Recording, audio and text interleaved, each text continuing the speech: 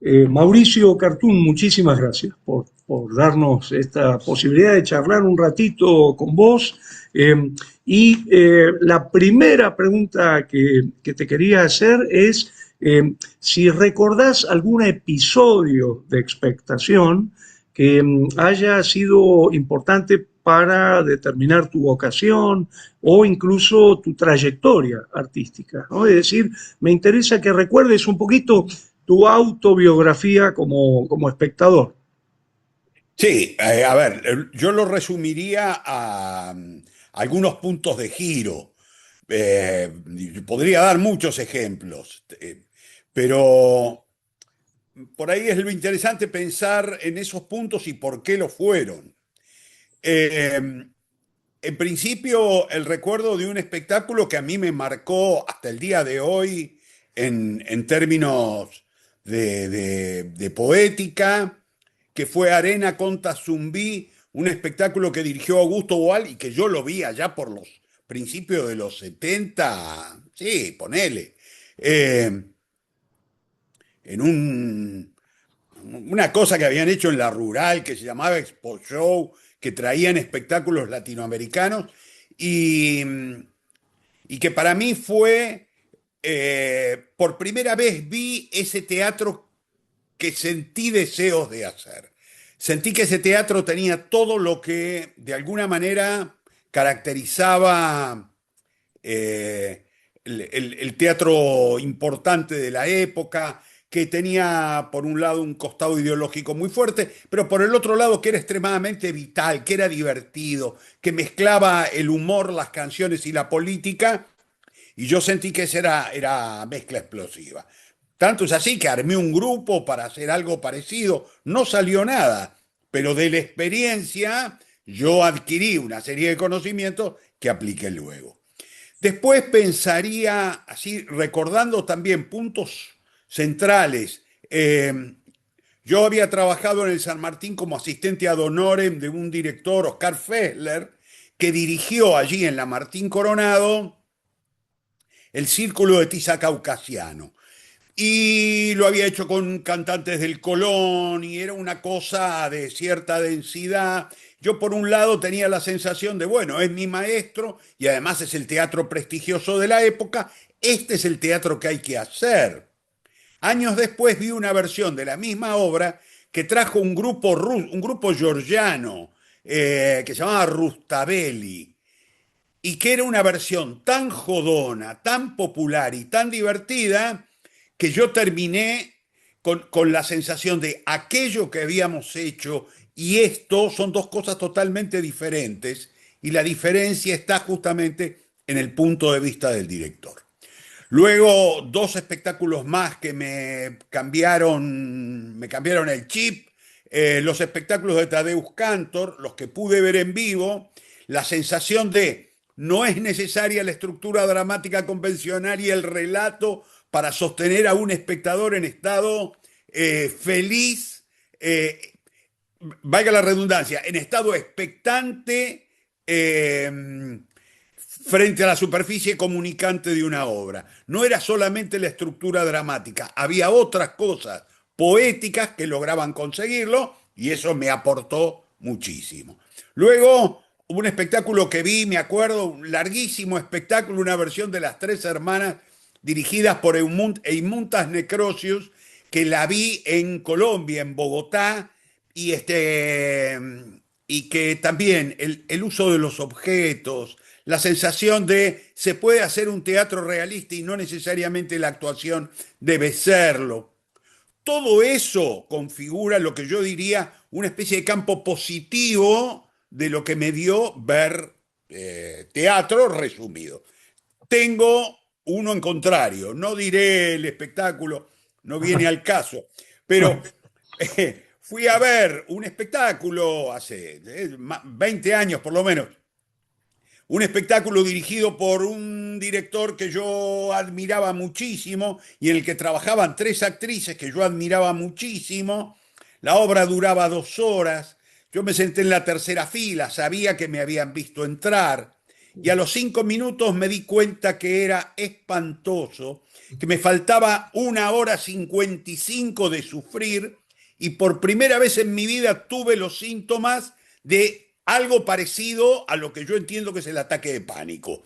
Yo me quiero ir de acá, por favor, no aguanto un minuto y me la banqué hasta el final transpirando, sintiéndome mal. Es decir, también la sensación y el aprendizaje de no hay perdón de Dios para hacer teatro horrible. Si vas a hacer teatro horrible, dedícate a la relojería. Cambia de rubro, cambia de oficio. Ese teatro, el teatro formal, tradicional, formalista, no lleva a ningún lado y me cuido muy bien de aplicarlo en mi profesión. Buenísimo, Mauricio. La segunda pregunta que quería hacerte es qué importancia o qué poder, qué energía le atribuís a la capacidad formadora de la expectación, ¿no? Equivalente a la de la lectura, por ejemplo, para un escritor, ¿no? Nosotros insistimos muchísimo en que un estudiante de teatro debería, además de poner los pies en el escenario, debería ver actuar a otros, como si dijéramos, vas a estudiar para ser director de cine, está bueno que veas películas de otros cineastas, ¿no? Entonces, volviendo a la pregunta, ¿qué importancia, qué relevancia le otorgás a esta capacidad formadora que tiene la expectación? Es que no hay otra mejor, no hay otra. A ver, el teatro, si yo lo pienso en su historia de 24 siglos y pienso por qué el teatro sigue teniendo vigencia, ¿qué cambia? Si la verdad lo que hacemos nosotros arriba del escenario no es tan diferente de lo que hacían los griegos, no es extremadamente diferente. Hay algo ahí. ¿Qué han cambiado? Las convenciones. Van cambiando las convenciones, que no es otra cosa que los acuerdos poéticos que establecemos con los espectadores en relación a figuras que van cobrando nuevos sentidos. La única manera de poder ser creador en cualquiera de los oficios que vos elijas dentro del teatro es el de conocer la totalidad, al menos las contemporáneas, de esas convenciones en uso en el momento. Si no, es como hablar un idioma que uno no escuchó. Yo puedo aprender el español por libros, pero si yo no lo hablo, no lo hablaré nunca bien. Habrá algo extremadamente reducido en mi conocimiento. Nosotros llamamos a ese campo, el campo del conocimiento, lo llamamos el perímetro. Nadie que no recorra obsesivamente el perímetro se animará alguna vez a salir de él y crear el acto generoso de el experimentador, el que sale a buscar algo nuevo, a crear una nueva convención. Pero yo no puedo crear una nueva convención si no conozco primero todas las convenciones que hay adentro. Un actor que no ve actuar queda atrapado en sus propios miedos, queda atrapado en sus propias formas, no crece como artista, ni que hablar los directores. Y un director que no atraviesa otras formas creativas, que no puede tomar contacto con otras convenciones, va a quedar siempre atrapado en lo suyo. No hay una manera mejor. Y yo insisto, yo no puedo aprender de mejor manera un idioma que ir a un país donde hablan ese idioma y hacer diálogo, hablar. No puedo aprender teatro si no recorro las butacas de todos los espectáculos que puedo ver. Buenísimo, Mauricio. Y quiero preguntarte la última de estas preguntas que nos parecen tan importantes atender.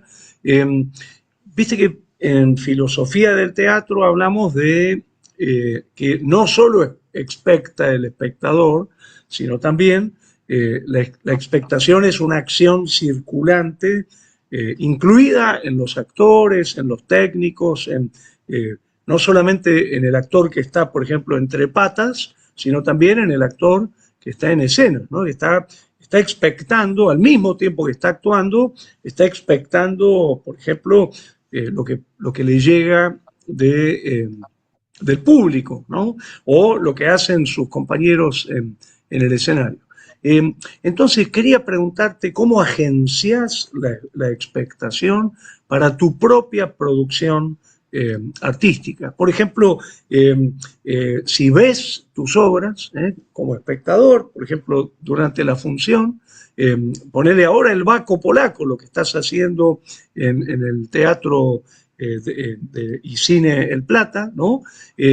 O, por ejemplo, si volvés a ver las distintas funciones, o, por ejemplo, también si accedes a las representaciones, a las puestas que hacen otros directores y directoras, ¿no? Me encantaría que cuentes un poquito cómo agencias la expectación en tu propia producción artística. A ver, yo siempre jodo con que yo soy director con cama adentro. Yo soy un director que vive adentro del lugar donde trabaja. Yo vivo adentro de la puesta. Porque la palabra puesta tiene un equívoco, tiene un malentendido, que es que algo se pone y como está puesto, quedó. Digo, hay un concepto estático medio estúpido en relación al teatro. Porque para entender el teatro hay que entender primero una característica singular. La mayoría de las artes venden resultado. La literatura vende un resultado. Yo leo una novela, agarro cualquier libro que tengo acá, es el resultado. El cine vende un resultado. La plástica vende un resultado. La música grabada vende un resultado. El teatro vende un proceso espectacularizado. A diferencia de un resultado que es algo cerrado, a lo cual yo ya no puedo modificar, el teatro vende la experiencia espectacular de un proceso. Vamos a ver hacer algo que recién cuando termina podemos darlo por terminado. Esto tiene, en principio, un atractivo espectacular, muy especial, que hace que las obras de teatro, los espectáculos de teatro interesantes, reciban público que lo ven muchas veces. Es como pasa a veces, digo, con los grupos musicales que tocan en vivo y la gente vuelve a escuchar los viejos temas. El otro día Fito Páez hizo un recital y la gente protestaba porque no había arrancado con los viejos temas. Hay algo de ir a escuchar los viejos. Bueno, en el teatro volvés a ver una obra porque cada vez que la ves, eso es un fenómeno único, especial e irrepetible, tal como lo han hecho. Después te lo podrán hacer de otra manera la semana que viene. Entonces, cuando uno entiende esto, entiende que como director, el concepto de puesta es medio estúpido. Esto es decir, yo puse la obra, en todo caso, cuando yo puse la yo no, yo diría, no la puse, la apoyé. La apoyé en delicado equilibrio. Se cae a la mierda sin parar. Entonces, lo interesante está en participar del proceso espectacular. Yo soy parte como espectador. A veces algunos, los que me conocen en las obras que van a ver mía, dicen, te reconocí la risa. Yo digo, claro, por supuesto, yo me río porque celebro continuamente lo que está pasando arriba del escenario, como si fuera un espectador más. Y la paso muy bien cuando la función está bien y la paso mal cuando no está tan bien. Entonces, sentarse, recibirla y en mi caso además acompañarla siempre con lo mismo. Una libretita, un lápiz y una linternita con la que intento, sin joderle la vida a los que están alrededor, anotar todo lo que voy sintiendo como percepción singular de esa función. Cuando termina, rápidamente, a camarines y en caliente. A veces los actores dicen, ay no, ahora no me hagas devolución porque estoy todavía conmovido, a mí no me jodés con delicadeza extrema. Yo me meto en el camarín y hago devolución a lo bruto porque siento que hay que templar en caliente. Experiencia de herrería. Hay que templar en caliente. Entonces, ahora que estás caliente, ¿qué hiciste y qué no hiciste? Y entonces hago una devolución, siempre, por supuesto, sin gran profundización, dejándola para el otro día para que madure en el actor, pero señalando con claridad lo que pasó, para bien y para mal. ¿Qué cosa estuvo especialmente bien ese día? Porque entonces el actor tiene un registro de qué es lo... Porque a veces el actor no tiene claro qué es lo que hace que el espectador reaccione de determinada manera. Entonces yo trabajo mucho con eso.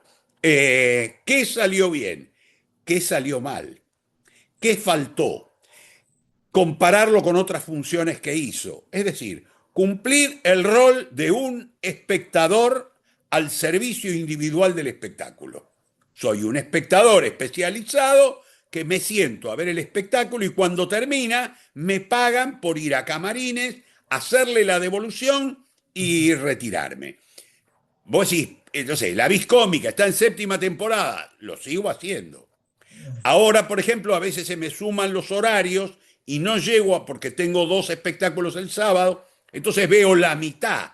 Y después cuando puedo veo la segunda mitad. Y en gira la veo siempre completa, porque ahí no tengo otra cosa. Continuamente haciendo esto. Yo siento que es la manera de apuntalar, por un lado, muy fuerte a los actores, y permitirles no apuntalar lo que está bien, pero también crear una escalera para que suban a otra instancia continuamente. Entonces, a veces yo tengo elencos que se sorprenden y dicen, che, pero ayer decían en Baco Polaco, ¿cómo cambió acá en el Teatro El Plata? ¿Cómo cambió todo? Yo decía, claro, eso está fantástico. Tomá conciencia de las grandes diferencias que hay entre el espectáculo que estrenamos en septiembre del año pasado y este que estamos haciendo en este momento.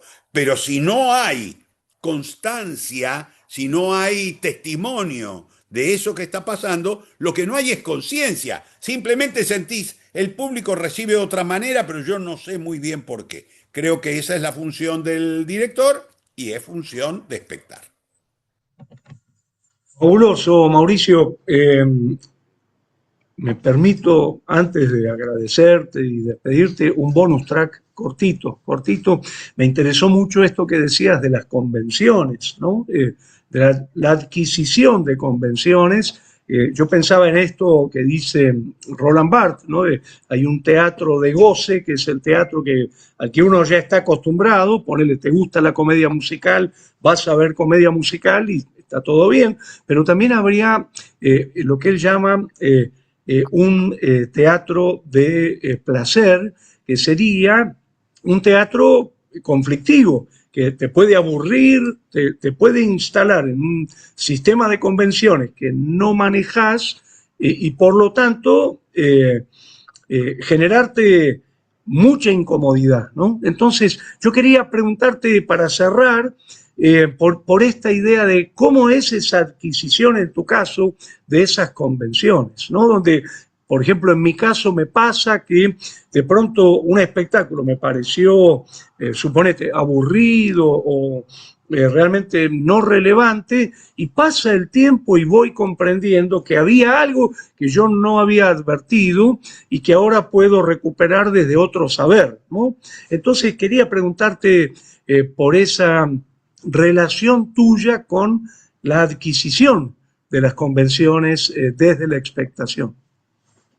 Mirá, las convenciones tienen, las nuevas convenciones tienen una maldición y es, siempre las vamos a rechazar, siempre, automáticamente. ¿Por qué? Porque tenemos tendencia a rechazar lo nuevo. ¿Por qué? Porque lo nuevo nos saca de la red conceptual. La red conceptual del ser humano es muy cómoda. En la medida en que yo creo que las cosas son como yo creo y nadie me lo discute, es de una placidez extraordinaria el mundo, porque también obligo a los demás a que acepten el punto de vista de mi propia red conceptual. Cuando aparece algo que está fuera de la red, tiene que ver con el concepto de experimentar que decíamos, salir del perímetro, cuando aparece, lo primero que aparece siempre es una molestia. Es muy raro, muy ocasionalmente, aparece una nueva convención que se instala con placidez. En general, lo que hay es un temblor. Lo interesante es que se las admite por repetición. La repetición de una convención va creando un mecanismo interno de percepción y de atribución. Y es, ya empiezo a atribuirle a esa convención cierto sentido y entonces apenas aparece, ni siquiera necesito, ni siquiera necesito que me perturbe. Ya la incorporé como signo la pasé a mi propio lenguaje. Entonces, es verdad esto que decís, lo interesante de circular, como decíamos antes, es justamente esa capacidad para, primero para percibir cómo nos fastidia primero y cómo la incorporamos luego, pero también para ver la extraordinaria variedad de nuevas convenciones que continuamente nos están interpelando. Cuando voy a ver un espectáculo y no siento ninguna molestia, a la salida sospecho. Y siempre se me confirma lo mismo. Suelen ser espectáculos construidos exclusivamente desde el oficio. Alguien no quiere salir del perímetro.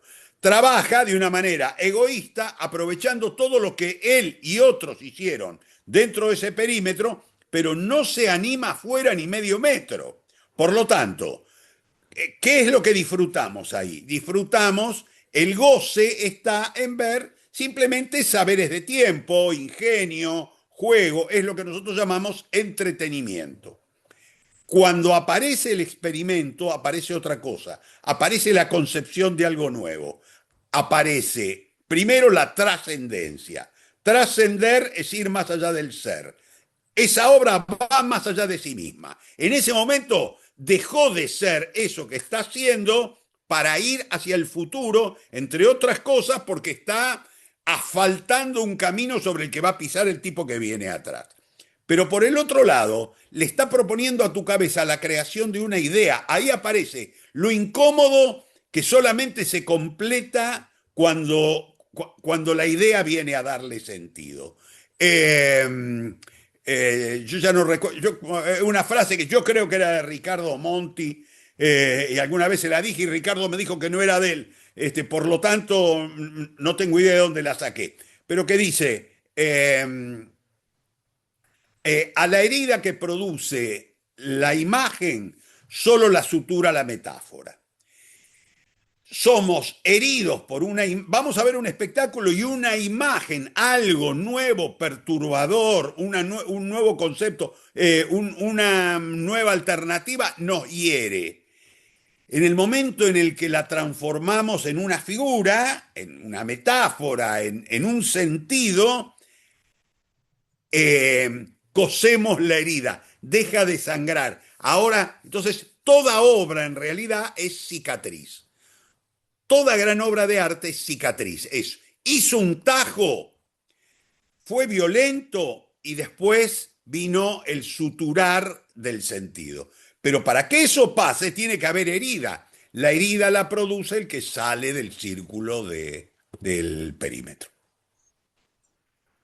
Maravilloso, Mauricio. Al contrario. Muchísimas gracias. Un placer enorme. Voy a detener ya la grabación.